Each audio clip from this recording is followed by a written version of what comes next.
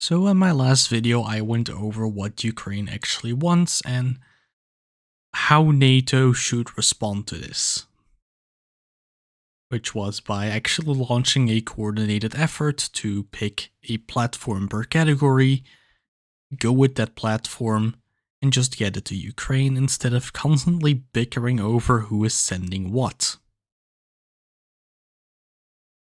So, of course, I was asked what platforms I personally would pick. So that's what this video is going to be about. I am going to go down the following categories and discuss what my preferences for platforms would be, give my reasonings for them, and finally also cover the hotly debated topic of fighter jets, because there's honestly not too much people actually understanding what goes into these. But let us first of all start off with the MRAP and Infantry Mobility Vehicle category, and here we actually have a really clear winner. Sorry people, it's not the Dingo 2, it's not the International Max Pro, it is the good old Humvee. 281,000 of these have been built, and they are being actively retired from frontline service by its biggest user, the United States. The platform has also been in service with Ukraine from even before 2014, so it is known to Ukrainian troops. Ukrainian maintenance personnel knows how to maintain and repair these. The spare parts and consumables are already within the logistical network.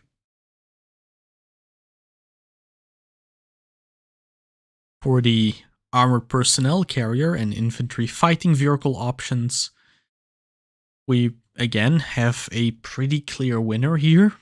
Personally preferring a tracked option with the M113 here, just for the better cross-country mobility, seeing as, well, Ukraine has a tendency to turn into a mud hole from time to time.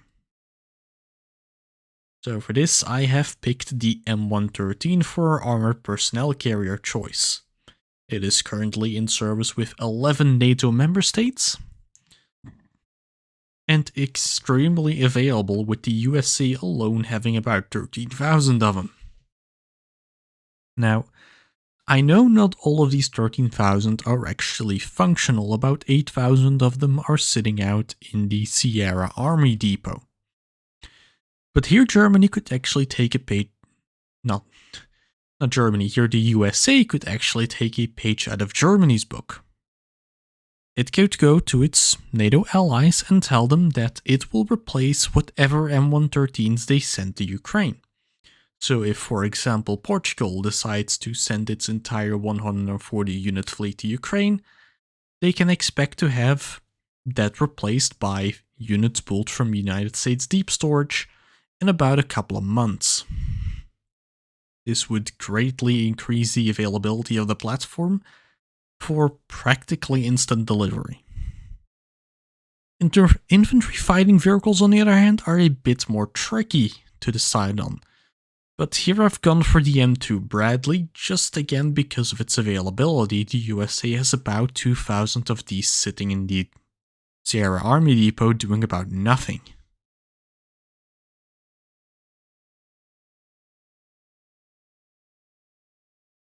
Honorable mention does go out to the German Marder, but that's even less available than something like, for example, CV90 would be. Just because whatever Rheinmetall tells you has to be taken into consideration that all of those are demilitarized. That their weapon systems and their computer systems completely stripped from them and have been sitting around waiting for dismantle, waiting for complete scrapping for a good number of years now. It'll take a few months to get any of those back in service. For artillery, it's honestly a pretty mixed bag, and here I'm going to have to go off on a bit of a tangent. NATO in and of itself doesn't really have enough of a single system to warrant supplying that specific system alone to Ukraine. The USA can't really spare enough M777s, there's not even enough FH-70s around, and I don't really think the USA is keen on providing Paladins. So here, I'm going to have to say that we might just have to accept the mixed fleet. No single country, maybe outside of South Korea, within the pro-Ukrainian sphere, has the actual artillery inventory to fill all of Ukraine's needs. MLRS is similarly a dire situation within NATO, really, because we don't have a cheap platform. All of our MLRS systems are GMLRS systems like the M270 and M142. Those are expensive, with each rocket going between 150 and 170,000 US dollars. We don't really have an equivalent to something like the BM21 Grad. So here we are probably not going to be capable of actually supplying a platform, unless Poland suddenly finds a warehouse with 200 Grads in it. Main battle tanks has been very, very hotly debated.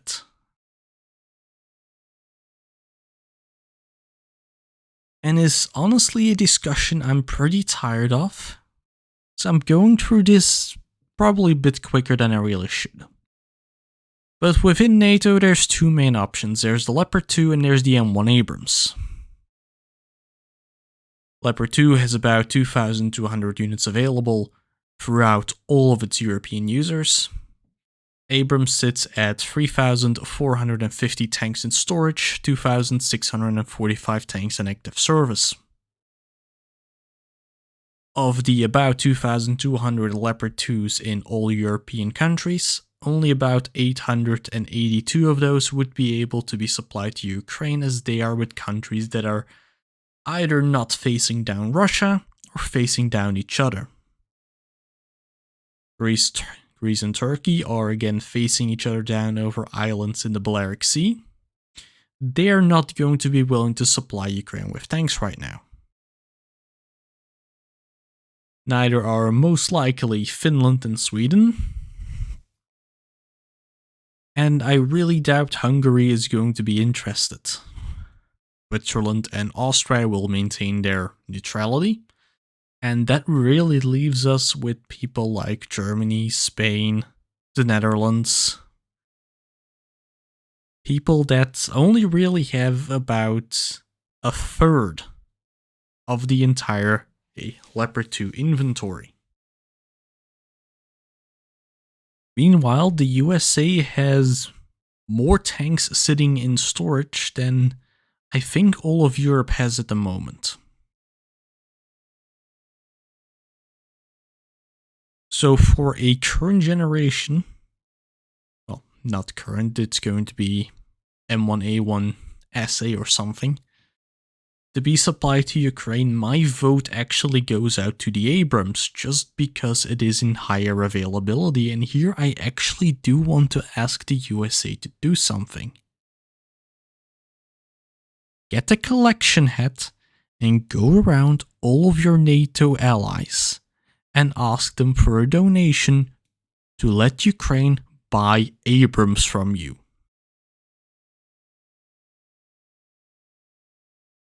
Just do that. This way Germany can help in getting tanks to Ukraine while also not having to part with its extremely expensive fleet of 2A6 and 2A7. With this, we are also not going to have to dip into the extremely limited stockpile of older NATO tanks.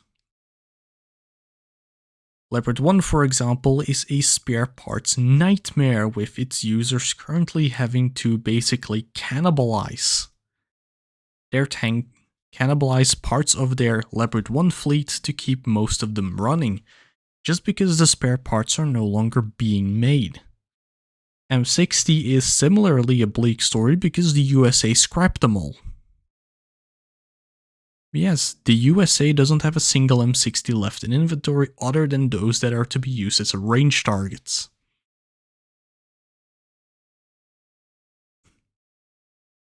There are, however, still Soviet tanks left in NATO. Here I'm going to point to the T-72 Avenger crowdfund in Czechia. Getting those tanks to Ukraine is for Ukraine at the moment more valuable than the discussion about maybe delivering tanks in 6 to 8 months.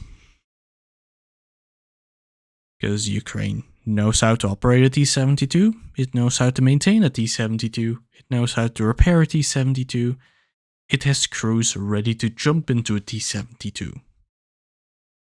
It doesn't have that in place for something like a Leopard 2 or an M1 Abrams. Getting countries to transfer these systems to Ukraine, however, might be a lot easier if, for example, again, the USA kinda jumps into what Germany has been doing with its exchanges and start offering Abrams for T-72s. I do think there's a lot of countries that would be really interested in a very, very cheap upgrade for their tank fleet.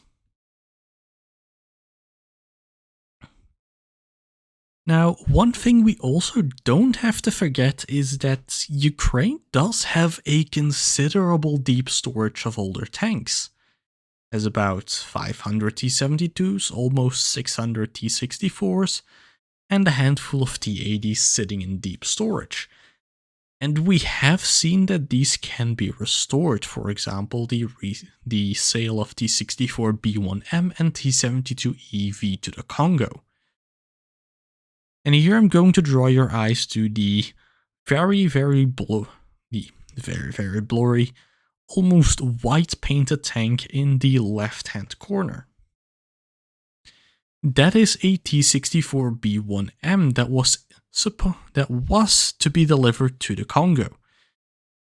When the war started in February, it was requisitioned by Ukraine and it was handed over to the Ukrainian National Guard, where it can be seen here. This was a tank that a couple of months ago looked like the ones I've depicted on the right side of the slide.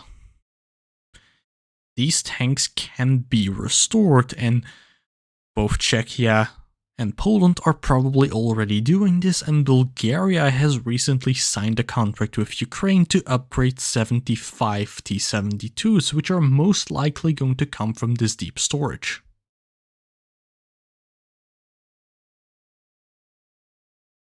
Lastly, I'm going to just quickly touch on fighter jets. For this, there's really two main options, and they are going to be the Saab Gripen and the F-16. Saab Gripen is a reasonable option, as it is, like many older Soviet aircraft, made to be maintained by not that experienced crews. For example, in Sweden's case, it would be conscripts that would be called up during wartime. It is partially designed to operate from improvised airfields like highways, as we have seen Ukraine do with some of their jets. However, the low availability is what hampers this platform in our current situation. There's just not a lot of them available. Sweden didn't build a whole lot, and it wasn't that great of an export success. F-16, on the other hand, is very readily available. There are about a dozen users of the platform in Europe alone.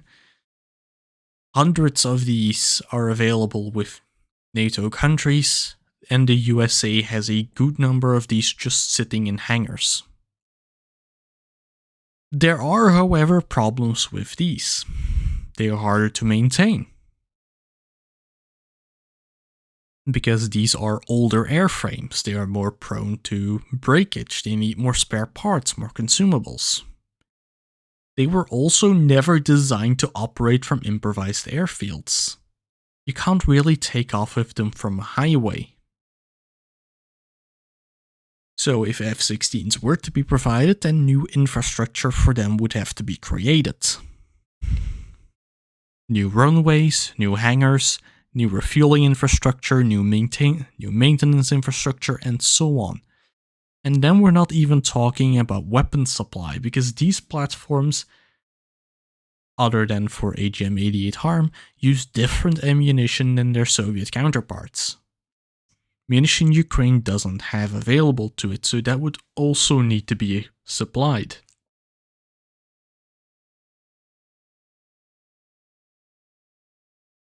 So overall, in my opinion, fighter jets is most likely going to be something post-war.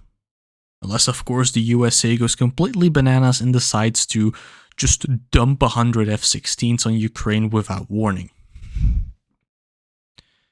Now to close off this video, just like a brief update. I had been very surprised by the reception to last video, as you can see by the YouTube's analytics. I will do more videos like this in the future. Next video is actually going to be a look at South Korean arms export in relationship to Europe. So, without any further ado, I hope you guys enjoyed, and I'll see you guys next time.